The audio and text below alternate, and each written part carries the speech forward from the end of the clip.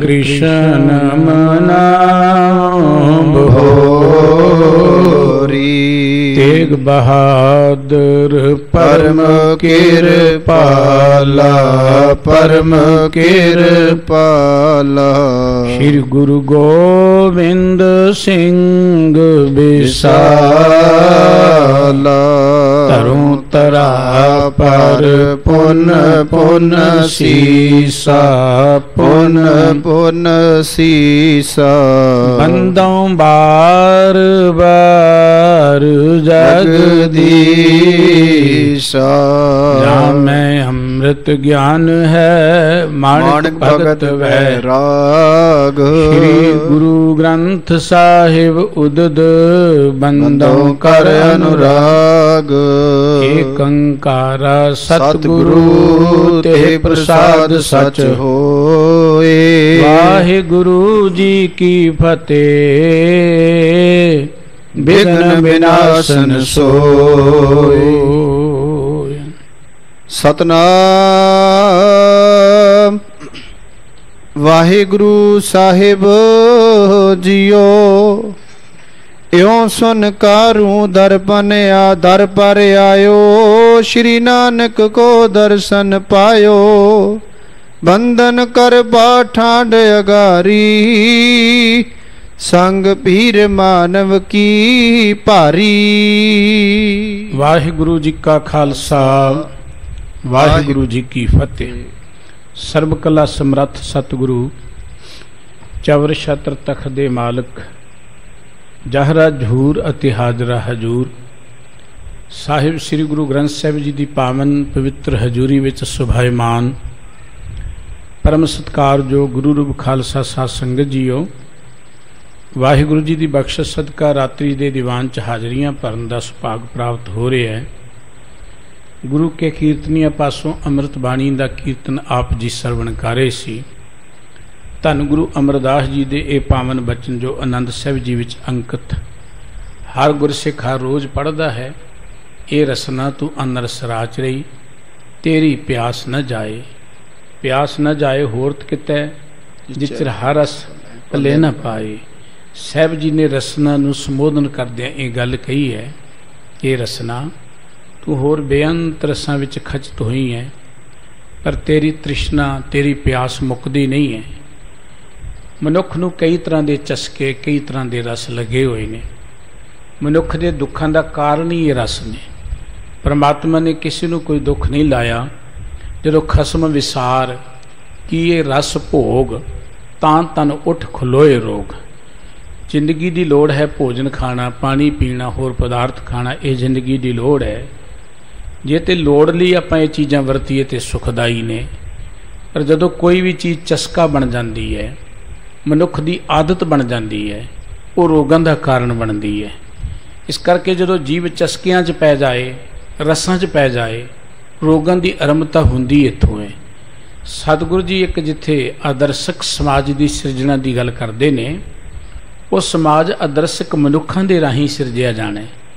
आदर्शक मनुख की ये पहचान है कि वह अपने ज्ञान ते कर्म इंद्रियों के उपर पूर्ण तौर पर जित प्राप्त करता है। सतगुरु जी ने गल रसना की की। रसना नूं कई तरह के चस्के ने, केवल रस पीण दे जां खाण दे चस्के नहीं है। रसना नूं चस्के ने निंदिया दे, चुगली दे, दूजियां दी उस्तत करन दे, होर अनेक तरह के चस्के इस रसना नूं लगे हुए ने, जो मनुख के दुखों का कारण बनते हैं। तो सतगुरु जी ने, क्योंकि रसना एक बहुत महत्वपूर्ण शरीर का अंग है। जिथे रसना बोलती है उत्थे रसना दे असीं भोजन भी खाते हैं। रसना की बड़ी बड़ी जिम्मेवारी है। रस देखो रसना माणदी है तो दुख शरीर नूं भोगना पैंदा है। निंदा चुगली रसना करती है, दुख शरीर नूं भोगना पैंदा है। जो कुछ असीं रसना ते रखांगे ਉਹਦਾ ਸਾਡੇ ਸਾਰੇ शरीर ते असर होएगा। रसना ते तुसीं थोड़ा जिहा लूण रख दिओ, सारे शरीर नूं पता चल जाएगा। रसना ते कोई कौड़ी चीज़ रख दिओ, कोई मिठी चीज़ रख दिओ, कोई ठंडी रख दिओ, कोई तत्ती रख दिओ, ਉਹਦਾ प्रभाव सारे शरीर ते पेगा। इस करके जो भी रस असीं रसना नाल माणांगे, ਉਹਦੇ राही साडी सिरजण किरदार दी होनी है। तो गुरबाणी विच सतगुरु जी ने सानू थां थां ते प्रेरणा कीती है कि आपां अपनी इस रसन नूं काबू विच रखीए, कंट्रोल च रखीए। जिथे रसना नूं चस्के ने, मनुख नूं होर भी कई तरह के चस्के ने। गुरु नानक साहब जी के पवित्र इतिहास विचों आप जी हर रोज़ जो कथा लड़ीवार सरवण करते हो, उहदे विच एक वार्ता चल रही है। सतगुरु जी पहुँचे ने, रूम विलायत इलाका लिखे है भाई साहब जी ने, रूम का इलाका कह लीए। उस इलाके च विच रहे ने। इस इलाके च एक बादशाह होया, दरअसल मिस्र के इलाके च, उहदा नाम सी हमीद कारू।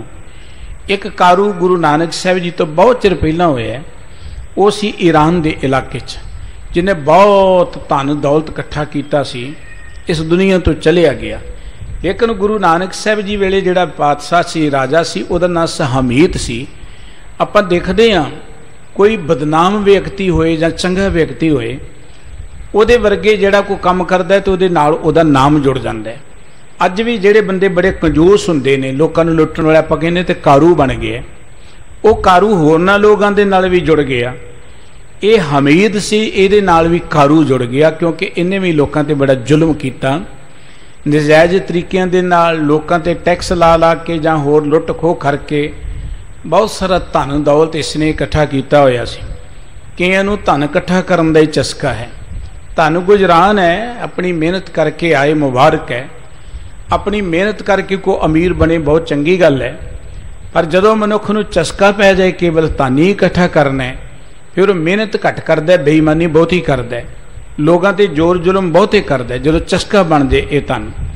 इस करके अजिही बिरती वाला कोई एक व्यक्ति नहीं है। अज भी साडे आले दुआले हर समाज में तुहानूं नज़र आउणगे जिन्हां दा मकसद केवल धन दौलत ही इकट्ठा करना है। हालांकि धन जिन्ना परमात्मा ने बनाया है, आद तो उन्ना ही है। बड़े कारू आए, कारू वर्गे आए, इस धरती ते लोकां पासों धन दौलत खो खो के इकट्ठा करी गए, लेकिन नाल कुछ नहीं लैके गए।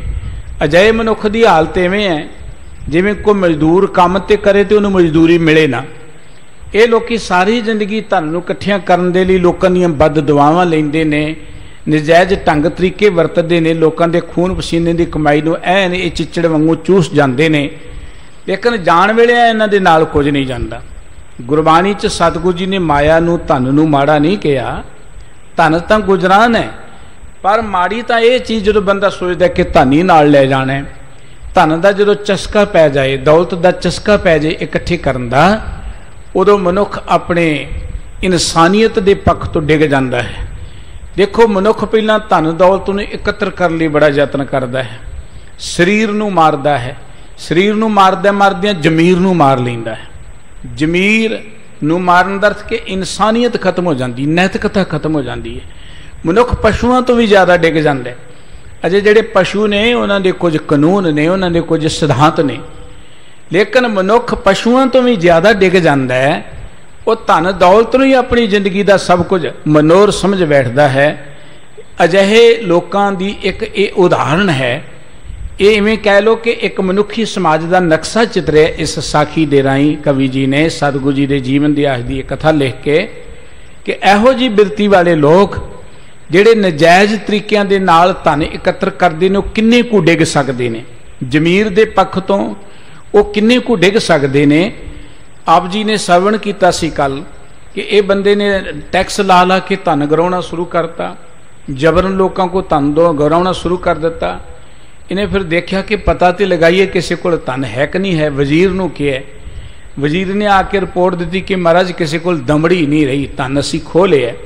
इहो जिहियां हुकूमत भी ने जिहड़ियां लोकां नूं भिखारी बनाउण दे मनसूबे बनाउंदियां रहिंदियां ने, इहो जिहे कानून बनाउंदियां रहिंदियां ने कि दुनिया भिखारी बनी रहे, दुनिया साडी गुलाम बनी रहे, असीं उन्हां गुलामां दीयां जिंदगी दे नाल खेडदे रहीए, उन्हां दीयां मौजां देखदे रहीए। इहो जी बिरती वाले लोग अज भी आडे साले दुआले बड़े ने। आखिर इन्हें की कीता, इन्हें अपने वजीर नूं कह के अपनी जवान लड़की जिहड़ी सी उन्होंने शहर के बाजार च खड़िया करके ढंडोरा दे दिता कि जिहड़ा एक दमड़ी लैके आएगा उहदे नाल अपनी धी दा विआह कर देवांगा। इहो इदों ज़्यादा डिग्या होया होर की बंदा हो सकता है। ये तो पशु पुणे तो बहुत नीवीं हालत है। आखिर लोगों ने सुनिया एक नौजवान लड़का सी अपनी माँ नूं जाके कहण लगा जे एक दमड़ी मिल जाए ना तो बादशाह दी धी दे नाल विआह हो सकता है। माँ कहण लगी दमड़ी तो किते नहीं है, किसी मनुख दे कोल नहीं है। दमड़ी इस बादशाह ने छड्डी नहीं है किसी दे कोल भी। आखिर जो बच्चे की जिद देखी, माँ एक कह लगी जो तेरा पिता मरिया उन्होंने दफनाया सी ना, वो मूँह च एक दमड़ी दिती सी, वो कढ़ लिया तू। ये गया कबर पुट्टी दमड़ी कढ़ लिया है, बादशाह कोल आ गया। तो जो बादशाह को पता लगा कि दमड़ी मैं तो छड्डी किसी कोल नहीं है, देखो आ किवें गई है। पुछया उन्होंने दसिया कि किते नहीं है, पर मैं अपने बापू की कबर चो ले आया। इन्हें कबरां पुटनियां शुरू कर दित्तियां और गुरु नानक साहब जी महाराज अजे डिगे हुए इंसान का उद्धार करने के लिए इस दे इलाके में चले गए। ये घर के महल के सामने जा पहुंचे ने। सतगुरु जी ने अपने मिलन की इच्छा जिग्यासा दसी है दरबान नूं। पहरेदार ने अगे वजीर नूं, वजीर की गल सुन के ये कारू सतगुरु जी कोल आउंदा है। गुरु साहब जी दे नाल जो गलबात हुंदी है, ये चर्चा आज आपां ने सरवण करनी। आओ एकाग्रचित होकर गुरु की अगली गाथा सरवण करिए। गुरु प्यार च जुड़दे आ, मन बिरतियां नूं टिकाउंदे आ। सारे ही एक वेरा मुख तो उच्चारण करिए जी, सतनाम श्री वाहिगुरु साहिब जी। यो सुन करू दरबार आयो, श्री नानक को दर्शन पायो।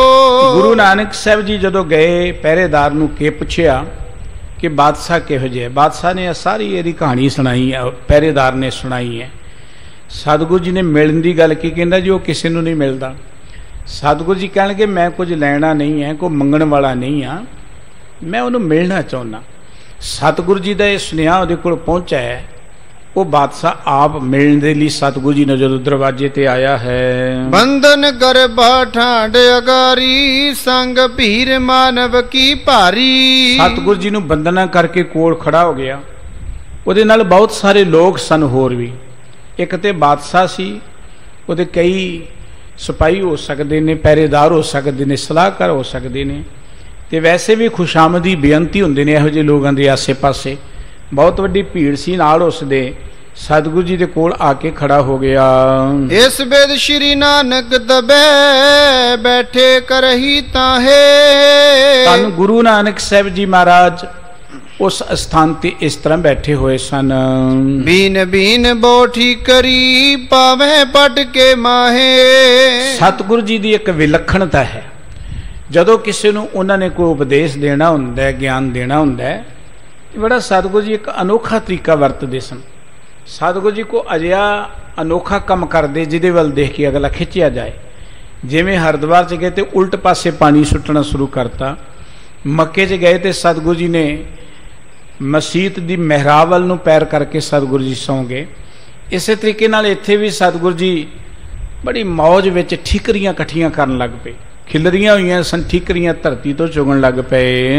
देख दगारू गिराए उचारी, बीन ठीकरी क्या करकारी। सतगुरु जी नूं देख के कारू बादशाह कहन लगा कि तुसीं ठीकरियां इकट्ठियां करी जा रहे हो, ये किहड़े काम आउणगियां, इन्हां दी की लोड़ है। करो बाद ए बैठे काजू, इनको संज करो क्या काजू।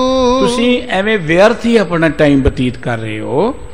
इन्हां ठीकरियां नूं इकट्ठियां करके की करोगे इन्हां दा, ये किहड़े काम आउणगियां तुहाडे। सुन के श्री गुर बैन उचारे, चले ठीकरी संग हमारे। धन गुरु नानक साहब जी कहणगे ठीकरियां नाल लै जावांगे। जदों दुनिया तो जावांगे ठीकरियां साडे नाल ही जाणगियां। बीन करो जाते कठाई, परलोक में काज से आई। इस करके इकट्ठियां कर रहे हैं कि परलोक विच ये काम आउणगियां। हे दरवेश न करो विचारी, कैसे ठीकरी जाए अगारी। सतगुरु जी नूं ये कारू संबोधन करके कहण लगा कि हे रब दे दरवेश, तू विचार सोच कि ठीकरियां नाल चलियां जाणगियां। किस तरह ठीकरियां नाल ले जाएगा तू। दे संग की हार है, तृण समान कश संग न जय है। देह दा अर्थ ये शरीर है साडा, जेड़ा साडा तो शरीर भी इत्थे रह जाना है। और एक कख जिन्नी कोई चीज़ जिहड़ी है वो मनुख दे नाल नहीं जानी। कारू ये गल जिहड़ी है सतगुरु जी नूं कह रहे हैं। बंदा उपदेश दूजियां नूं बड़ा सोहना दिंदा है, पर अपनी जिंदगी च लागू करना बड़ा औखा है। जिस वेले सतगुरु जी ने उसने ये गल कही कि अपने नाल तां एक तिनका नहीं जाना कख दा, ये शरीर भी इत्थे रह जाना है, तुसी ठीकरियां इकट्ठियां करी जा रहे हो। तै जुलमी कर देश में कीन 42 गंज। सतगुरु जी कहन लगे बिल्कुल तेरी गल ठीक है, जे तेनू पता है कि ठीकरियां नाल नहीं जानियां, तू जुल्म कर करके 45 गंज, गंज कहंदे ने खजाने नूं, गंज का कोई पैमाना होएगा कि किन्ने लख का गंज बनता है, वो गंज इथों पहचानिया जाता सी। पुराने समय जिहदे कोल जिन्ने खजाने हुंदे सी उन्ने उहदे महल ते झंडे चढ़ा दिते जांदे सन। वो प्रतीक सन कि इहदे कोल इन्ना धन है, दबिया धरती च हुंदा सी और झंडे दसदे सन कि इहदे कोल इन्ना धन है। इस करके सतगुरु जी ने कहा कि जिहड़े तू 45 गंज एकत्र कीते है लोकां ते जुल्म करके, लोकां दे खून पसीने की कमाई नूं तो ऐन चूस लिया है, खिंच लिया है, कि वो तेरे नाल चले जाणगे। क्यों कर जावे संग कीन पाप सो संजो। ये किवें तेरे नाल चल जाणगे? तू पाप करके धन इकट्ठे कीता है। कोई मेहनत करदा है, मेहनत करके उच्चा उठदा है। गुरबाणी ने कहा कि सानू अधिकार है जिंदगी च मेहनत करना। हर बंदा तरक्की करने लिए आया है। हर मनुख दे मन अंदर परमात्मा ने एक भुख रखी है, अगे वधना चाहुंदा है बंदा, जिंदगी च उच्चा उठना चाहुंदा है। ये रब्बी भुख है, हुंदी हर मनुख दे अंदर हैगी है। पर अगे वधना किधर नूं है ते अगे वधना किवें है? जदों ये ज्ञान मनुख नूं नहीं हुंदा ते मनुख सोचदा कि धन नाल ही मैं अगे वध जावांगा, धन नाल महान बन जावांगा, जां किसी रुतबे नाल अगे वध जावांगा, जां हो सकदा कि केवल दुनियावी ज्ञान दे नाल अगे वध जावांगा। ते जिन्ना को मनुख नूं पता हुंदा ना उस पासे फिर बंदा ऐन नहीं वध लग जांदा है। जिन्हें सोचा कि धन दे नाल अगे वधिया जा सकदा है, वो जुल्म कर करके धन एकत्र करदा है। धन एकत्र करदियां करदियां वो अंदरों इन्ना को मर जाता है। गुरबाणी की नहीं फिर माया धारी अत अन्ना बोला, शब्द न सुनी बहु रोल कचोला। माया धारी दर्थ के जिहदे अंदर माया की धार ही चल रही है, माया तो बिना कुछ नहीं सुझदा। वो धर्म स्थान ते जाए उत्थे भी माया ते चौधरी भालदा है, वो तीर्थ ते चले जाए उत्थों भी माया मंगदा है, वो रब की गल करे तां भी वो माया की गल करदा है, और माया तो बिना उन्होंने कुछ सुझदा ही नहीं है। इस करके वो इसे बन्ने लग जाता है। भुख हर मनुख दे अंदर है, ये रहनी है, पर यह भुख मिटाउणी किवें? आपां बचन सरवण करे सां कि ये रसना तू अनरस राच रही, तेरी प्यास न जाए, प्यास न जाए होरत किते जिचर हरस पल्लै ना पाए। ये भुख उदों मिटनी है जदों मनुख अपनी जिंदगी अंदर परमात्मा के प्यार विच जुड़ के अपने अंदर रब्बी गुणां दा धन एकत्र करेगा। मनुख रजेगा उदों जदों संतोख आएगा, जदों अंदर उहदे दया आएगी, प्यार आवेगा। ये सब कुछ तां हुंदा है जदों मनुख परमात्मा की सिफत सलाह विच जुड़दा है। इस करके सतगुरु जी कहणगे तू पाप कर करके धन एकत्र कीता है। ये गल चित रखो, बंदा मेहनत करे उच्चा उठ सकदा है, मेहनत करे वो महान बन सकदा है। पर जे बंदा ये कह के केवल पैसा ही इकट्ठा करना है, केवल पैसा, वो पापां तो बिना नहीं हो सकता, वो झूठ बोलण तो बिना नहीं हो सकता। धन ही सब कुछ नहीं है, धन दे नाल ही मनुख महान नहीं बनता। जिन्ना मनुखां दी जिंदगी दे अंदर रब्बी गुण ने वो सब तो महान मनुख होए ने। गुरबाणी में सतगुरु जी ने एक गल की, जिनके पल्ले धन वसै तिनका नाव फकीर, जिनके हृदय तू वसै ते नर गुणी गहीर। इत्थे फकीर दा अर्थ कंगाल, कि हे परमात्मा जिन्ना मनुखां दे कोल केवल दुनिया दा धन है, दुनिया का धन माड़ा नहीं, पर जे केवल दुनिया का धन है, जिन्हों ने धन नूं ही मकसद बना लिया है, सतगुरु जी कहने उत्ते फकीर ने, अंदरों कंगाल ने। पर जिन्हों के हृदय च परमात्मा जी तुसी वसदे हो तो गुणां दे खजाने बन जाते हैं। धन गुजरान है, धन कमाउण दा हक मनुख नूं है, पर धन हर थां ते मनुख दा साथ नहीं दिंदा। हर थां ते साथ देने संतोख ने, हर थां ते साथ देने परोपकारी सुभाਅ ने, हर थां ते साथ देने मनुख दे दयालु सुभाਅ ने। मनुख दे पल्ले कुछ भी ना होए, आर्थिक तौर पर वह भावें गरीब होए, पर जे उहदे पल्ले दैवी गुण ने, वह धरती का सब तो अमीर मनुख है। वह जिधर जाएगा दुनिया उन्होंने सत्कार देवेगी। जो रब्बी गुणा वाला मनुख दुनिया के अंदर स्थान प्राप्त कर सकता है, जां लोकां दीयां नज़रां च जो इज्जत प्राप्त कर सकता है, वो धन दे नाल इज्जत कदी नहीं मिलती। बड़े धनवान ने, आपां देखदे उन्होंने बड़े नजायज़ तरीके दे नाल धन इकट्ठे कीते हुए ने, अज भी ने साडे आले दुआले, अपने समाज विच भी ने, पर दुनिया उन्हां दी कोई इज्जत नहीं करती। दुनिया हो सकता है कि उन्होंने सामने कोई खुशामद कर देवे, लेकिन पिठ पिछे कोई उन्होंने सत्कार नाल नहीं बुलाउंदा। इस करके सतगुरु जी ने गुरबाणी सानू थां थां ते सिद्ध की। गुरमत ने किते धन नूं माड़ा नहीं किया, किते माया नूं माड़ा नहीं किया। माड़ा तो यह है कि मनुख की बिरती किहो जी है। जे मनुख लालची है, जे मनुख केवल जुल्म करके धन एकत्र करता है, तो सतगुरु जी कहने लगे पापा बाजों होवे ना ही मोया साथ न जाई। ये अज तक कदी किसी के नाल नहीं गई। इत्थे भी गुरु साहब जी कह रहे जेड़े 40 गंज तो एकत्र कर ले 45 गंज कि वो तेरे नाल चले जाणगे। तेरो बड़ो बरात जो बया 40 गंज संज तज मुआ। देख जेड़ा तेरा वड्डा भरा सी उन्हें 40 गंज एकत्र कीते सन। 40 गंज ये आया ते ने 45 बना ले। मनुख ने खानी ते रोटी है, शरीर तंदुरुस्त होना चाहिए, मनुख दे कोल घर होना चाहिए, मनुख दे कोल इज्जत होनी चाहिए, उहदे लई मेहनत करनी चाहिए है। पर मनुख कई बार सोचता है कि धन इकट्ठा कर जावांगा संतान बड़ी सुखी होएगी। वाहिगुरु ने जिस मनुख नूं इस धरती ते भेजे है ना, उहदा खाना पीना नियत करके भेजे है। इन्ना महान है परमात्मा कि पहलों देता है रिजक समाहा, पिछों देता है जंत उपाहा। कोई जीव इस धरती ते प्रगट बाद विच हुंदा है, लेकिन पहला उहदा खाण पीण दा प्रबंध परमात्मा करदा है। जदों असीं सोचदे ना कि अपने बच्चों लिए पैसे इकट्ठे कर जाओ, किते उन्होंने कमी कोई ना रहे, उदों असीं करता बन जाते हैं। उदों असीं अपने आप नूं उन्हां दे रिजक दाता समझ लैंदे हैं। कोई भी मनुख किसी का रिजक दाता नहीं है।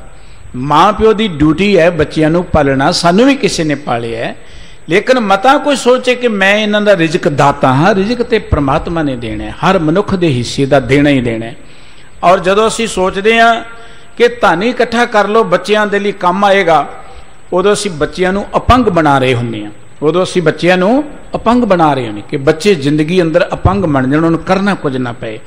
मेहनत करन दे नाल मनुख महान बनता है, मेहनत करन दे नाल मनुख सगों इंटैलीजेंट बनता है। आपां देखदे ही हां जिन्हां लोकां ने नजायज़ तरीके नाल केवल धन एकत्र करके अपनी संतान नूं दे दिता, वो ते जां शराबी हो गए, विकारी हो गए, इस तों वध कुछ नहीं कर सकते। वो उन्हां दी जिंदगी दे अंदर जहर बन के बैठ गया। इस करके सतगुरु जी ने गुरबाणी सानू एक बड़ा सुंदर मार्ग दिता है भी उद्यम करेंदियां जियो तू कमावंदियां सुख पुंच, ध्याएंदियां तू प्रभु मिल नानक उतरी चिंत। उद्यम करके जियो, मेहनत कर, कमाई कर, सुख मान। सानू किते नहीं क्या कि तेरे को घर ना होवे, या तेरे को चंगियां गड्डियां कारां चंगे कपड़े ना होण, किते नहीं क्या कि तेरे को दौलत ना होए। कहंदे कमाई करके सुख मान, पर जे तू चिंता तो रहत होना चाहुंदा है, फिर एक गल चेत रखी ध्याएं दियां तू प्रभु मिल नानक उतरी चिंत। नाल परमात्मा नूं चेते रख, एवें लोकां ते जुल्म ना कर, लोकां नाल झूठ ना बोल।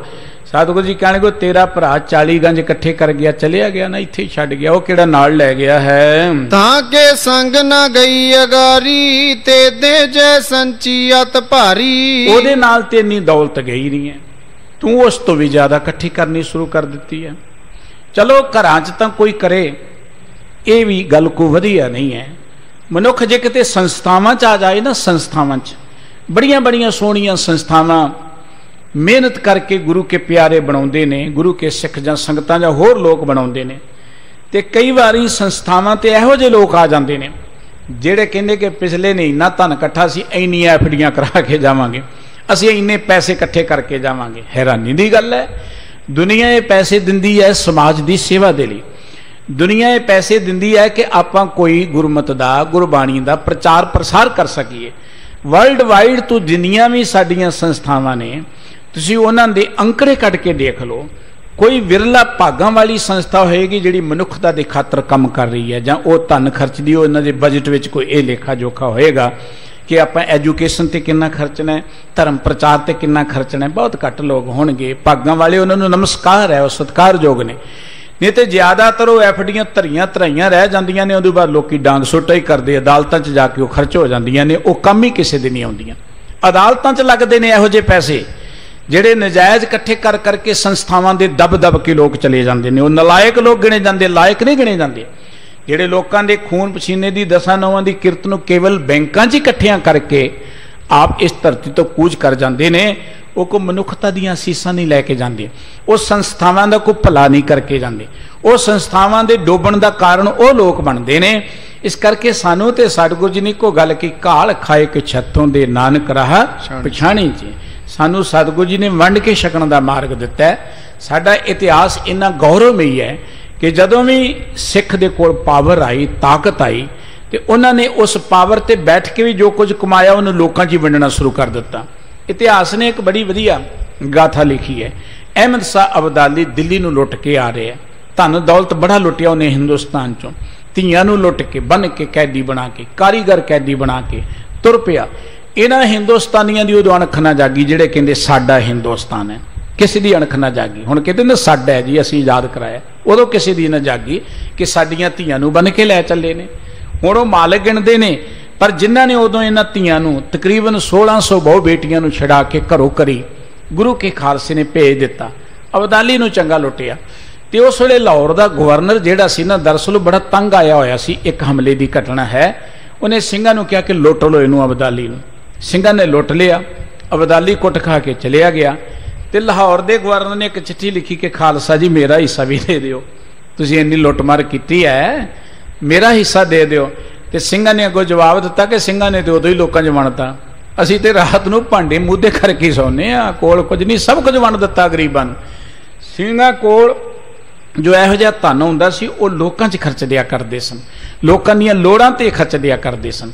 इस करके इह सुभाष ही सिंह दा कि वंड के छकना। साडे ते गुरुआं दा इतिहास है कि जो कुछ आ गया सब कुछ वरता देना, बाकी दरिया च रोड़ना, रात नूं भांडे मूधे मार के सतगुरु जी सौंदे सवेरे होर परमात्मा भेज देवेगा, रब दे भरोसे ते जीउणा।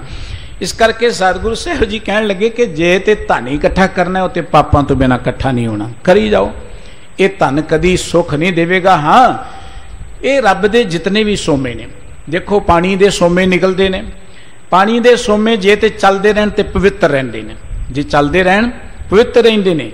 जदों तुसीं उन्हां नूं बंन मार दिओगे वो दुखों का कारण बन जाते हैं। जिथे एक थां ते पानी इकट्ठा करके उत्ते रख लोगे वो रोगों का कारण भी बन सकता है। चलता पानी पवित्र रहिंदा है, माया आई जाए तो चली जाए, दरअसल ये पवित्र रहिंदी, मनुख की मत भी पवित्र रहिंदी है।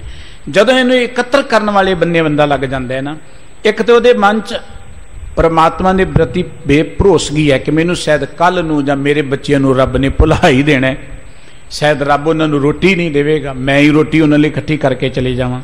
एक रब के प्रति प्रतीत नहीं है। दूजी वो माया जिहड़ी है ना, जिन्हों आप इकट्ठियां कर दिंदे आ, क्योंकि माया का सुभाव तो चलते रहना है। जदों उन्हूं रोकण का यतन करांगे वो फिर दुखों का कारण बन जाएगी, वो विकार पैदा करेगी।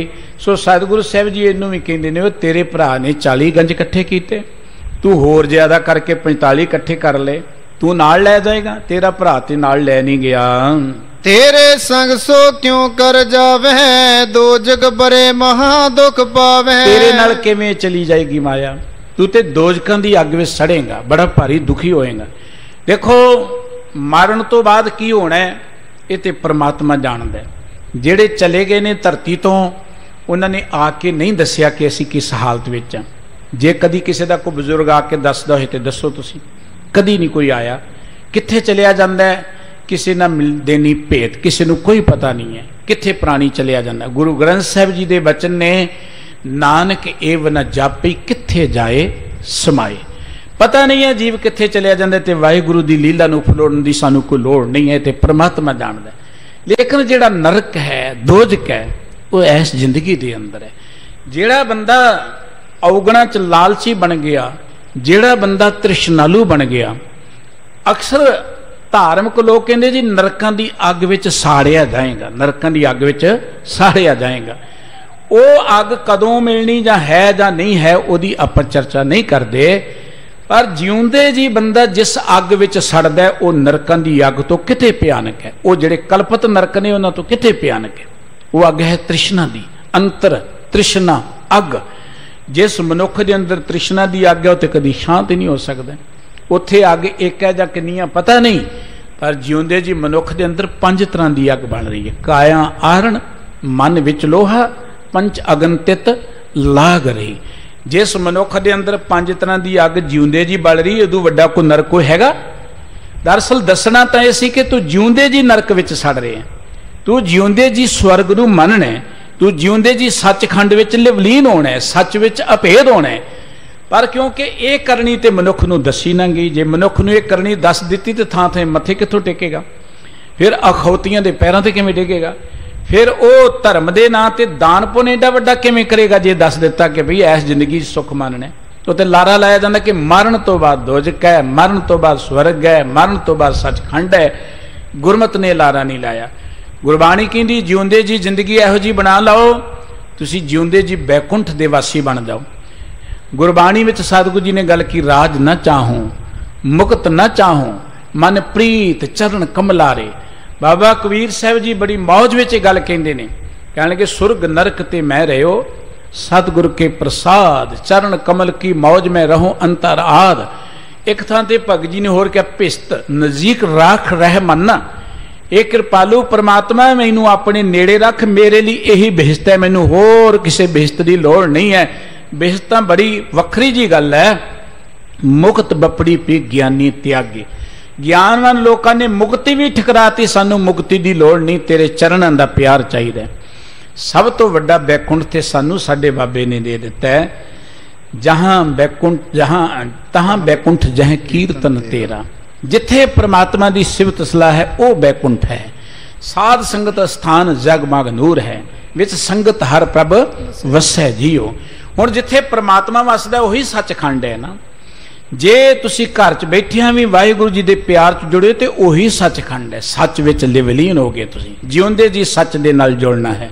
सतगुरु जी कहणगे तू हुण दोजक दी अग विच सड़ रहा, तेरे अंदर हंकार, तेरे अंदर तृष्णा, तेरे अंदर लोकां ते जुल्म करन दी भावना, तेरे अंदर इन्ने विकारां दी अग बल रही, तू ते हुण सड़ रहा है। ते मरण तो बाद किहड़ा तैनूं कोथे झूठे चलाए जाने ने, तू किहड़ा मरण तो बाद नाल लै जाणियां चीज़ां। इस करके सतगुरु जी कहणगे तू एवें अग विच सड़ी जा रहा है। और आए सब धन को लेई, इस कारण तुझ दोजक देई। माया का एक स्वभाव है। गुरबाणी अंदर सतगुरु जी ने गल लिखी बड़ी प्यारी, कहंदे सुहागन किरपन की पूती।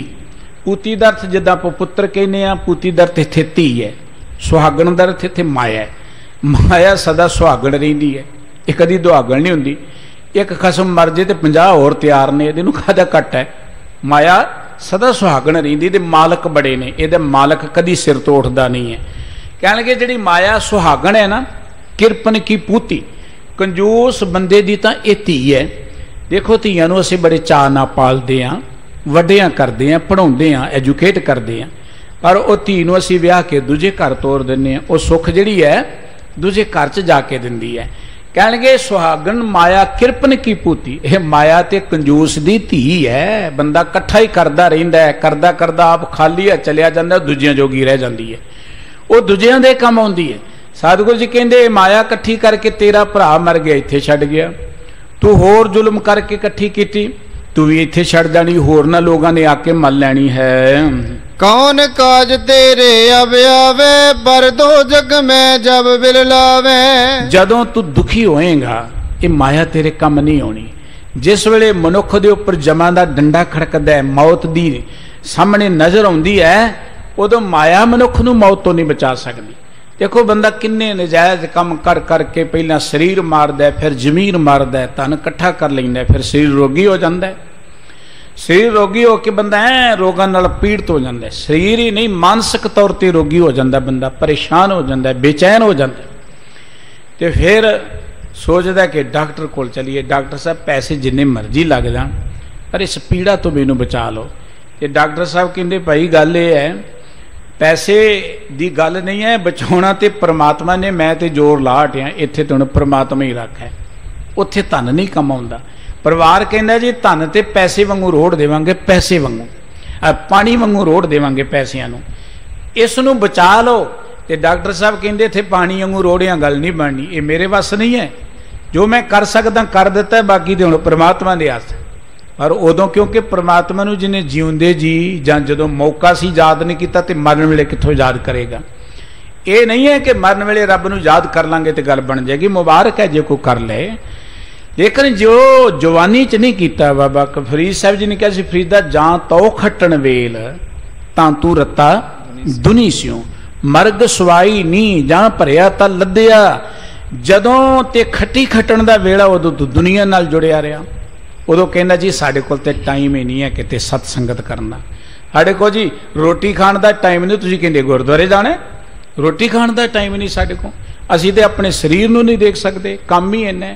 ਉਦੋਂ ਮਨੁੱਖ ਦੇ ਕੋਲ ਟਾਈਮ ਨਹੀਂ ਹੈ, ਪਰ ਜਦੋਂ ਟਾਈਮ ਨਹੀਂ ਰਹਿੰਦਾ ਉਦੋਂ ਮਨੁੱਖ ਸੋਚਦਾ ਕਿ ਰੱਬ ਹੁਣੇ ਮਿਲ ਜੇ, ਕਰੋ ਜੀ ਅਰਦਾਸ, ਪੜੋ ਜੀ ਸੁਖਮਨੀ ਸਾਹਿਬ ਦਾ ਪਾਠ, ਹੁਣੇ ਸੱਚਖੰਡ ਪਹੁੰਚ ਜਾਏ। ਇਹ ਨਹੀਂ ਹੋਣਾ, ਇਹ ਅਕਾਰਥ ਗੱਲ ਹੈ। ਪੜ੍ਹਨਾ ਮੁਬਾਰਕ ਹੈ, ਅਰਦਾਸ ਕਰਨਾ ਮੁਬਾਰਕ ਹੈ, ਪਰ ਇਵੇਂ ਜਾਣ ਲੱਗੇ ਫਿਰ ਤੇ ਸਾਰੀ ਦੁਨੀਆ ਸੱਚਖੰਡ ਪਹੁੰਚ ਜਾਏਗੀ ਤੇ ਕੰਮ ਹੀ ਬੜਾ ਸੌਖਾ ਹੈ। ਇਹ ਤੇ ਆਪਣੇ ਹੱਥੀਂ ਆਪਣਾ ਆਪੇ ਹੀ ਕਾਰ ਸਵਾਰੀ। ਕਿਸੇ ਦੇ ਅਰਦਾਸ ਕੀਤਿਆਂ ਕੁਝ ਨਹੀਂ ਬਣਨਾ। ਅਰਦਾਸ ਮਾੜੀ ਨਹੀਂ, ਅਰਦਾਸ ਤੇ ਕਰਨੀ ਚਾਹੀਦੀ ਜਾਂ ਕਰਾਉਣੀ ਚਾਹੀਦੀ ਕਿ ਵਾਹਿਗੁਰੂ ਸਾਨੂੰ ਆਪਣਾ ਪਿਆਰ ਬਖਸ਼ਿਸ਼ ਕਰੇ। ਪਰ ਮਤਾਂ ਸੋਚੋ ਕਿ ਕੋਈ ਅਰਦਾਸ ਕਰੇਗਾ ਤੇ ਮੈਂ ਸੱਚਖੰਡ ਚਲਿਆ ਜਾਵਾਂਗਾ, ਇੱਥੇ ਕੰਮ ਹੀ ਬੜਾ ਸੌਖਾ। ਫਿਰ ਤਾਂ ਪੈਸੇ ਦਿਓ, ਮੇਰੇ ਵਰਗੂ ਅਰਦਾਸ ਕਰੋ, ਸੱਚਖੰਡ ਪਹੁੰਚ ਜਾਓ।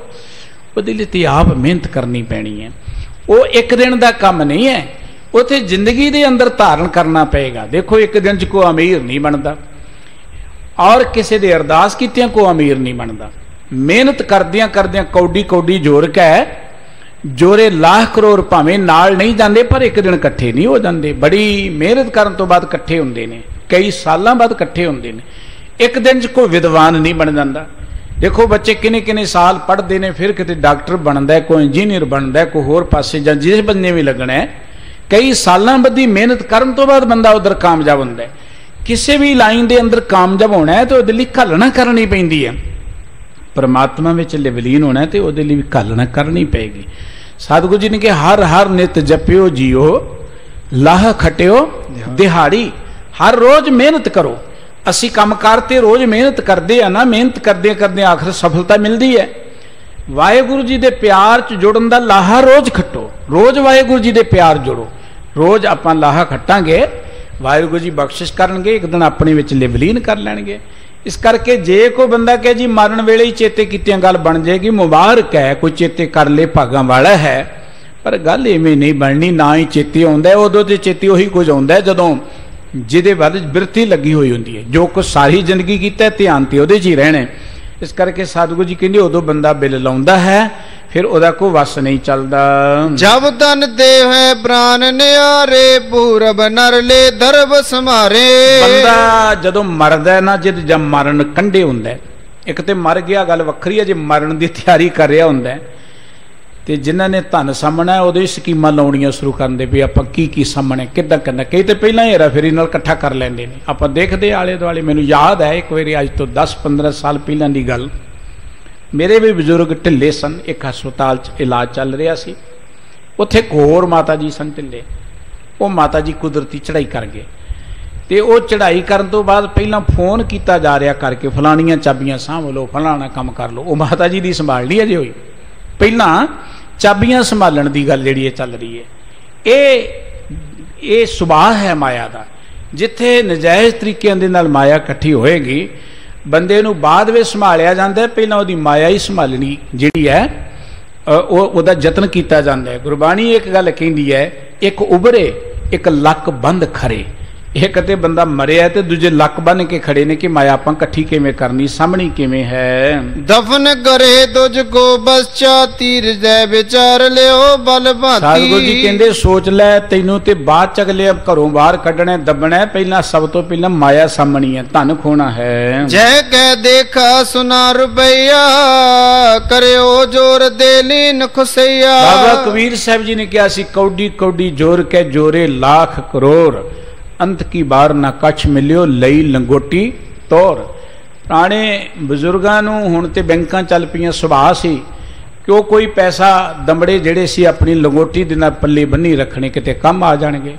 ਤੇ ਬਾਬਾ ਕਬੀਰ ਸਾਹਿਬ ਜੀ ਕਹਿਣ ਲੱਗੇ, ਜਿਹੜਾ ਬੰਦਾ ਇਕੱਠੇ ਕਰ ਕਰਕੇ ਧਨ ਦਬ ਦਬ ਕੇ ਇਕੱਠਾ ਕਰੀ ਚਲਿਆ ਜਾਂਦਾ ਸੀ, ਜਾਣ ਲੱਗਿਆ ਉਹ ਤੇ ਨਾਲ ਕੀ ਜਾਣਾ, ਉਹਦੇ ਲੰਗੋਟੀ ਦੇ ਪੱਲੇ ਦੇ ਵੀ ਖੋਲ ਲਏ ਪੈਸੇ ਕਿ ਇਹ ਵੀ ਲਾ ਲਓ ਤੁਸੀਂ। ਇਸ ਕਰਕੇ ਸਤਿਗੁਰੂ ਜੀ ਕਹਿੰਦੇ ਸਭ ਤੋਂ ਪਹਿਲਾਂ ਧਨ ਹੀ ਖੋਇਆ ਜਾਂਦਾ ਹੈ। ਬੰਦਾ ਵਾਹਿਗੁਰੂ ਜੀ ਦੇ ਭਾਣੇ 'ਚ ਚੜ੍ਹਾਈ ਕਰ ਜੇ ਨਾ, ਕਿਤੇ ਘੜੀ ਹੋਏ ਕੀਮਤੀ ਪਹਿਲਾਂ ਉਤਾਰੀ ਜਾਂਦੀ ਹੈ, ਉਹਦੇ ਗਹਿਣੇ ਗੁਣੇ ਹੁਣ ਪਹਿਲਾਂ ਉਤਾਰੇ ਜਾਂਦੇ ਨੇ, ਫੋਨ ਪਹਿਲਾਂ ਹੀ ਖੋਹ ਲੈਂਦੇ ਨੇ ਅਗਲੇ ਨੂੰ ਦੇਖਦੇ ਨਹੀਂ ਆਪਾਂ ਦੇਖਦੇ, ਸਭ ਤੋਂ ਪਹਿਲਾਂ ਉਹਦਾ ਪੈਸਾ ਧੇਲਾ ਹੀ ਖੋਇਆ ਜਾਂਦਾ ਹੈ। ਸਤਿਗੁਰੂ ਜੀ ਕਹਿੰਦੇ ਤੈਨੂੰ ਤੇ ਬਾਅਦ 'ਚ ਇਹਨਾਂ ਦੇਖਣਾ, ਸਭ ਤੋਂ ਪਹਿਲਾਂ ਤੇਰਾ ਧਨ ਹੀ ਖੋਣਾ ਹੈ। ਕਲਮਲ ਪੁੰਜ ਕੀਨ ਸਭ ਗੰਜੰ, ਸੰਗ ਨ ਚਲਹੀ ਰਾਖਤ ਸੰਜੰ। ਓਏ ਤੂੰ ਪਾਪ ਕਰ ਕਰਕੇ ਇੰਨੇ ਗੰਜ ਇਕੱਠੇ ਕੀਤੇ ਨੇ, ਇਹਦੇ ਵਿੱਚੋਂ ਕੋਈ ਚੀਜ਼ ਤੇਰੇ ਨਾਲ ਨਹੀਂ ਜਾਣੀ। ਜੇ ਕਰ ਚਾਹਤ ਆਪਨ ਨੀਕਾ ਤਜੋ ਖਸੋਟਨ ਨਰ ਸਭ ਹੀ ਕਾ। ਜੇ ਤੂੰ ਆਪਣਾ ਭਲਾ ਚਾਹੁੰਦਾ ਹੈ ਲੋਕਾਂ ਤੇ ਜ਼ੁਲਮ ਕਰਨਾ ਬੰਦ ਕਰ ਦੇ। ਦੇਖੋ ਆਪਣੀ ਮਿਹਨਤ ਕਰਕੇ ਕਮਾਉਣ ਦਾ ਹੱਕ ਇਨਸਾਨ ਨੂੰ ਹੈ, ਪਰ ਝੂਠ ਬੋਲਣਾ, ਜ਼ਬਰਦਸਤੀ ਕਿਸੇ ਪਾਸੋਂ ਜਾਂ ਲੋਕਾਂ ਤੇ ਨਜਾਇਜ਼ ਤਰੀਕੇ ਨਾਲ ਧਨ ਦੌਲਤ ਇਕੱਤਰ ਕਰਨਾ ਸਤਿਗੁਰੂ ਜੀ ਕਹਿੰਦੇ ਛੱਡ ਦੇ। ਮਾਨ ਬਚਨ ਜ਼ੁਲਮੀ ਪਰ ਹਰੀਏ ਜੇ ਨੇ ਮਾਨੋ ਦੋਜਕ ਪਰੀਏ। ਜੇ ਤੂੰ ਦੋਜਕਾਂ ਦੀ ਅੱਗ ਤੋਂ ਬਚਣਾ ਚਾਹੁੰਦਾ ਹੈ, ਜ਼ਿੰਦਗੀ ਅੰਦਰ ਸੁੱਖ ਚਾਹੁੰਦਾ ਹੈ, ਤੇ ਇਹ ਗੱਲ ਮੰਨ ਲੈ, ਲੋਕਾਂ ਤੇ ਜ਼ੁਲਮ ਕਰਨੇ ਬੰਦ ਕਰ ਦੇ। ਕਈ ਕੋਸ ਅਗਨੀ ਕੇ ਮਾਹੀ ਜੈ ਖੇਚਤ ਜਮਦੂਤ ਫਿਰਾਹੀ। ਗੁਰਬਾਣੀ ਦਾ ਜੋ ਮਾਰਗ ਹੈ ਉਹ ਵਿਲੱਖਣ ਹੈ, ਕਿਉਂਕਿ ਸਤਿਗੁਰੂ ਜੀ ਜਿਸ ਇਲਾਕੇ ਜਾਂਦੇ ਸਨ, ਜਿਹੋ ਜੇ ਲੋਕਾਂ 'ਚ ਜਾਂਦੇ ਸਨ, ਉਹਨਾਂ ਦੀ ਗੱਲ ਕਰਕੇ ਸਤਿਗੁਰੂ ਜੀ ਸਮਝਾਉਂਦੇ ਸਨ। ਜੇ ਸਤਿਗੁਰੂ ਜੀ ਮੁਸਲਮਾਨਾਂ 'ਚ ਗਏ, ਸਤਿਗੁਰੂ ਜੀ ਅਜ਼ਰਾਈਲ ਫਰਿਸ਼ਤੇ ਦੀ ਗੱਲ ਕਰਦੇ ਨੇ, ਸਤਿਗੁਰੂ ਜੀ ਦੋਜ਼ਖ ਦੀ ਗੱਲ ਕਰਦੇ ਨੇ। ਜੇ ਸਤਿਗੁਰੂ ਜੀ ਆਪਣੇ ਇਸ ਮੁਲਕ 'ਚ ਵਿਚਰਦੇ ਨੇ ਪੁਰਾਣਕ ਮੱਤ ਦੇ ਲੋਕਾਂ ਦੇ ਕੋਲ, ਉੱਥੇ ਸਵਰਗ ਦੀ ਗੱਲ ਕੀਤੀ ਜਾਂਦੀ, ਉੱਥੇ ਧਰਮਰਾਜ ਦਾ ਨਾਮ ਲਿਆ ਜਾਂਦਾ ਹੈ, ਉੱਥੇ ਜਮਦੂਤ ਦੀ ਗੱਲ ਕੀਤੀ ਜਾਂਦੀ। ਜੋ ਪ੍ਰਚਲਿਤ ਬੋਲੀ ਸੀ ਸਤਿਗੁਰੂ ਜੀ ਉਹਦੇ ਵਿੱਚ ਸਮਝਾਉਂਦੇ ਨੇ। ਹੁਣ ਜਿਵੇਂ ਮੁਸਲਮਾਨਾਂ ਨੇ ਮਿਥਿਆ ਹੈ ਕਿ ਬੰਦੇ ਨੂੰ ਮਾਰਨ ਤੋਂ ਬਾਅਦ ਕਈ ਕੋ ਅੱਗ 'ਚ ਧੋਇਆ ਜਾਂਦਾ ਹੈ ਜਾਂ ਉਹਨੂੰ ਦੋਜ਼ਕਾਂ 'ਚ ਪਾਇਆ ਜਾਂਦਾ, ਸਤਿਗੁਰੂ ਜੀ ਉਹ ਸਾਰੀ ਗੱਲ ਉਹਨੂੰ ਸਮਝਾ ਰਹੇ ਕਿ ਤੇਰੇ ਗ੍ਰੰਥ ਕਹਿੰਦੇ ਨੇ ਕਿ ਦੋਜ਼ਕਾਂ 'ਚ ਪਏਗਾ, ਅੱਗ ਜਾਏਗਾ, ਫਿਰ ਤੈਨੂੰ ਦੁਖੀ ਹੋਣਾ ਪਏਗਾ। ਦੇਖੋ ਗੁਰਮਤਿ ਤਾਂ ਇਹ ਗੱਲ ਕਹਿੰਦੀ ਜਿਉਂਦਾ ਹੀ ਬੰਦਾ ਅੱਗ ਸੜ ਰਿਹਾ, ਜਿਉ ਤਪਤ ਹੈ ਬਾਹਰੋਂ ਬਾਹਰ, ਤਪ ਤਪ ਖੱਪੇ ਬਹੁਤ ਵਿਕਾਰ, ਜੈ ਤਨ ਬਾਣੀ ਵਿਸਰ ਜਾਏ, ਜਿਉ ਪੱਕਾ ਰੋਗੀ ਵਿਲ ਲਾਏ। ਜਿਉਂਦਾ ਹੀ ਬੰਦਾ ਵਿਲ ਲਾ ਰਿਹਾ, ਮਰਨ ਤੋਂ ਬਾਅਦ ਦੀ ਅੱਗੇ ਨੂੰ ਕੀ ਸਾੜੇਗੀ? ਜਿਹੜਾ ਜਿਉਂਦਾ ਹੀ ਸੜਿਆ ਹੋਇਆ, ਜਿਹਦੇ ਅੰਦਰ ਤ੍ਰਿਸ਼ਨਾ ਦੀ ਅੱਗ ਪਹਿਲਾਂ ਹੀ ਬਲ ਰਹੀ ਹੈ, ਉਹ ਹੁਣੇ ਹੀ ਸੜਿਆ ਪਿਆ ਤੇ ਹੋਰ ਸੜੇ ਨੂੰ ਕੀ ਸਾੜਨਾ? ਜਿਹੜਾ ਹੰਕਾਰ 'ਚ ਹੈ, ਵਿਕਾਰਾਂ 'ਚ, ਇਹ ਤੋਂ ਵੱਧ ਕੀ ਸੜਨਾ ਉਸਨੇ? ਇਸ ਕਰਕੇ ਸਤਿਗੁਰੂ ਸਾਹਿਬ ਜੀ ਕਹਿੰਦੇ ਤੂੰ ਦੋਜ਼ਕਾਂ ਦੀ ਅੱਗ ਵਿੱਚ ਸੜ ਰਿਹਾ ਹੈ, ਧੋਇਆ ਜਾਏਗਾ ਜੇ ਤੂੰ ਇਹ ਜ਼ੁਲਮ ਨਾ ਛੱਡੇ ਤਾਂ। ਦਰਸ਼ਨ ਕਰ ਬੁਨ ਬਚਨ ਸੁਨ ਬਯੋ ਮੋਹਮ ਦਿਲ ਸੋਏ। ਗੁਰੂ ਨਾਨਕ ਸਾਹਿਬ ਜੀ ਦੇ ਦੀਦਾਰ ਜਦੋਂ ਕੀਤੇ, ਸਤਿਗੁਰੂ ਜੀ ਦਾ ਪ੍ਰਭਾਵਸ਼ਾਲੀ ਚਿਹਰਾ ਉਹਨੇ ਦੇਖਿਆ। ਕਿਉਂਕਿ ਗੁਰੂ ਦੀ ਵਡਿਆਈ ਹੈ। ਦਰਸ਼ਨ ਦੇਖਤ ਉਤਰੀ ਭੁਖ, ਦਰਸ਼ਨ ਪਰਸੀ ਹੈ ਗੁਰੂ ਕੇ ਜਨਮ ਮਾਰਨ ਦੁੱਖ ਜਾਏ। ਸਤਿਗੁਰੂ ਗੁਰੂ ਨਾਨਕ ਸਾਹਿਬ ਜੀ ਦੇ ਦੀਦਾਰ ਕਰਦੇ ਆ ਤੇ ਗੁਰੂ ਸਾਹਿਬ ਜੀ ਦੇ ਜਦੋਂ ਇਹ ਪਾਵਨ ਅਮੋਲ ਅੰਮ੍ਰਿਤਮਈ ਬਚਨ ਸੁਣੇ, ਉਹਦਾ ਜਿਹੜਾ ਸੀ ਨਾ ਪੱਥਰ ਵਰਗਾ ਦਿਲ, ਉਹ ਨਰਮ ਹੋ ਗਿਆ। ਉਹਦੇ ਅੰਦਰ ਨਿਮਰਤਾ, ਉਹਦੇ ਅੰਦਰ ਡਰ ਪੈਦਾ ਹੋ ਗਿਆ। ਆਗੇ ਸ਼੍ਰੀ ਗੁਰ ਕੇ ਦਬੈ ਬੋਲਿਓ ਆਜ਼ਿਜ਼ ਹੋਏ। ਅੰਦਰੋਂ ਡਰ ਗਿਆ, ਕਿਉਂਕਿ ਸਤਿਗੁਰੂ ਜੀ ਨੇ ਇਸ ਤਰੀਕੇ ਨਾਲ ਸ਼ੀਸ਼ਾ ਉਹਦੇ ਸਾਹਮਣੇ ਕੀਤਾ, ਉਹਨੂੰ ਆਪਣੇ ਕੀਤੇ ਹੋਏ ਸਾਰੇ ਪਾਪ ਚੇਤੇ ਆ ਗਏ, ਉਹਦੇ ਸਾਹਮਣੇ ਆ ਗਏ। ਜਦੋਂ ਬੰਦੇ ਨੂੰ ਆਪਣੇ ਪਾਪ ਚੇਤੇ ਹੁੰਦੇ, ਦਰਅਸਲ ਡਰਦਾ ਉਦੋਂ ਹੀ ਆ, ਉਦਾਂ ਨਹੀਂ ਡਰਦਾ। ਇਸ ਕਰਕੇ ਸਤਿਗੁਰੂ ਜੀ ਨੇ ਜਿਸ ਵੇਲੇ ਇਹ ਗੱਲਾਂ ਕਹੀਆਂ, ਉਹ ਕੰਬ ਗਿਆ, ਡਰ ਗਿਆ ਤੇ ਬੜਾ ਹੀ ਅੱਜ ਦਰਦ ਦੁਖੀ ਜਿਹਾ, ਨਿਰਮਾਣ ਜਿਹਾ ਹੋ ਕੇ ਸਤਿਗੁਰੂ ਜੀ ਨੂੰ ਕਹਿਣ ਲੱਗਾ ਹੈ, ਜਿਉ ਬੀਤੀ ਬੀਤੀ ਪਛਾਤੀ ਅਬ ਉਪਦੇਸ਼ ਦਿਓ ਬਲ ਭਾਂਤੀ। ਮਹਾਰਾਜ ਜੀ ਜਿਹੜਾ ਤੇ ਸਮਾਂ ਲੰਘ ਗਿਆ ਉਹ ਤੇ ਬੀਤ ਗਿਆ, ਵਾਪਸ ਨਹੀਂ ਆਉਣਾ, ਪਰ ਹੁਣ ਕਿਰਪਾ ਕਰ ਦਿਓ, ਅੱਜ ਤੋਂ ਬਾਅਦ ਮੈਨੂੰ ਕੋਈ ਚੰਗਾ ਰਸਤਾ ਦਰਸਾ ਦਿਓ। ਜਿਉ ਨਿਸ਼ਚਾ ਹੈ ਬੰਤ ਖੁਦਾਏ ਸੋ ਬਿਦ ਦੀਜੈ ਮੁਝੇ ਬਤਾਏ। ਮੈਨੂੰ ਉਹ ਵਿਧੀ ਦੱਸੋ ਕਿ ਮੇਰਾ ਪਰਮਾਤਮਾ ਦੇ ਉੱਪਰ ਭਰੋਸਾ ਬਾਜੇ, ਉਸ ਅੱਲਾਹ ਤਾਲਾ ਦੇ ਨਾਲ ਮੇਰਾ ਪਿਆਰ ਬਣ ਜਾਏ। ਰਹਿ ਸਦੀ ਈਰਖਾ ਮਨ ਮੈਂ ਜਾਤੇ ਰਹੋ ਮਗਨ ਮੈਂ ਧਨ ਮੈਂ ਨਿਤ ਈਰਖਾ 'ਚ ਰਹਿੰਦਾ ਸਾਂ, ਇਸੇ ਕਰਕੇ ਮੈਂ ਨਿਤ ਦੂਜਿਆਂ ਤੋਂ ਬਹੁਤਾ ਜ਼ਿਆਦਾ ਧਨ ਇਕੱਤਰ ਕਰਨਾ ਚਾਹੁੰਦਾ ਸਾਂ। ਕਿਸ ਬਿਦ ਲੋਭ ਨ ਮਨ ਤੇ ਜਾਏ ਕਿਉਂ ਕਰ ਜਾਨੋ ਗੈਲ ਖੁਦਾਏ। ਮੇਰੇ ਮਨ 'ਚੋਂ ਲੋਭ ਕਦੀ ਵੀ ਜਾਂਦਾ ਨਹੀਂ ਹੈ। ਕਿਰਪਾ ਕਰੋ ਕੋਈ ਵਿਧੀ ਦੱਸੋ ਕਿ ਮੇਰੇ ਨਾਲ ਪਰਮਾਤਮਾ ਦਾ ਨਾਮ ਜਾ ਸਕੇ, ਮੈਂ ਪਰਮਾਤਮਾ ਦੇ ਪਿਆਰ ਜੁੜ ਸਕਾਂ। ਸਤਿਗੁਰੂ ਜੀ ਇਸ ਬੇਨਤੀ ਨੂੰ ਸੁਣ ਕੇ ਜੋ ਬਖਸ਼ਿਸ਼ ਕਰਨਗੇ, ਇਹ ਵਾਰਤਾ ਆਪ ਜੀ ਕੱਲ ਨੂੰ ਸਰਵਣ ਕਰੋਗੇ। ਅੱਜ ਦੀਆਂ ਇੰਨੀਆਂ ਬੇਨਤੀਆਂ ਪ੍ਰਵਾਨ ਕਰਨੀਆਂ। ਭੁੱਲ ਚੁੱਕ ਦੀ ਖਿਮਾ ਜੀ। ਸਤਿਗੁਰੂ ਜੀ ਸਾਰਿਆਂ ਨੂੰ ਆਪਣੇ ਦਰੋ ਕਰੋ ਨਾਮ ਬਾਣੀ ਦਾ ਪਿਆਰ ਬਖਸ਼ਿਸ਼ ਕਰਨ, ਪਿਆਰ ਸਹਿਤ ਬੁਲਾਓ। ਵਾਹਿਗੁਰੂ ਜੀ ਕਾ ਖਾਲਸਾ, ਵਾਹਿਗੁਰੂ ਜੀ ਕੀ ਫਤਿਹ। ਵਾਹਿਗੁਰੂ ਜੀ ਕਾ ਖਾਲਸਾ, ਵਾਹਿਗੁਰੂ ਜੀ ਕੀ ਫਤਿਹ। ਇਸ ਅਨਗਿਆਨੀ ਬਲਦੇਵ ਸਿੰਘ ਜੀ ਪੌਂਟਾ ਸਾਹਿਬ ਵਾਲੇ, ਜਿਨ੍ਹਾਂ ਨੇ ਆਪ ਸਰਬੱਤ ਸੰਗਤਾਂ ਨੂੰ ਲੜੀ